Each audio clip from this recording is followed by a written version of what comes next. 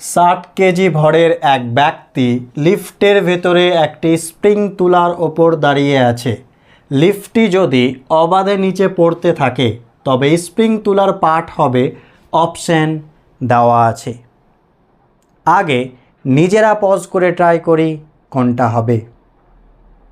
তো চলো দেখে নেওয়া যাক কোনটা সঠিক। যখনই লিফটের অঙ্ক আসবে এই ফর্মুলা সবসময় মনে রাখবে, ওপরে এন নিচে এমজি। এনটা হচ্ছে এখানে ব্যক্তির আপাত ওজন, বা বলতে পারো স্প্রিং তুলার পার্ট, বা যদি কোনো সুতো বা দড়ির কথা বলে সুতো বা দড়ির টান, মানে এক কথায় এনটা আমাদের বের করতে হবে। তাহলে যাচ্ছে কোন দিকে লিফট? অবাধে নিচে পড়ছে, তাহলে নিচে যাচ্ছে।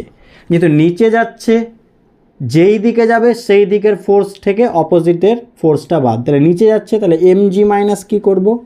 এন। বুঝতে পারলাম? যদি ওপরে যেত এন মাইনাস কী করতাম? এমজি। হয়ে গেল, সমান কী হবে? M A. এটা হচ্ছে ফর্মুলা। বুঝতে পারলাম?